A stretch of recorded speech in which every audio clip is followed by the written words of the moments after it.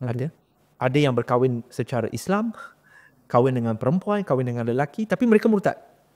Tapi pasangan dia tak tahu dia murtad. So pasangan ni bukan Islam maksudnya. Pasangan dia Islam. Kahwin di masjid, akad nikah di masjid, syak angkat doa tangan, tapi pasangan mereka tak tahu bahawa pasangan mereka ni ada dark side. Hanya saya tahu. Dengan geng mereka tahu. Macam mana tahu?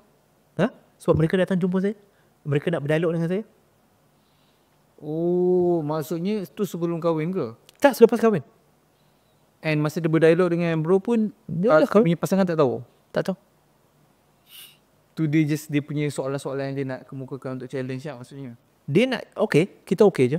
Dan saya selalu open untuk orang nak datang diskusi dan sebagainya, provided I'm free dan sebagainya. Dan provided orang tu juga sudi terbuka untuk berbincang. Tapi kalau setakat datang nak prove I'm wrong and prove he is right,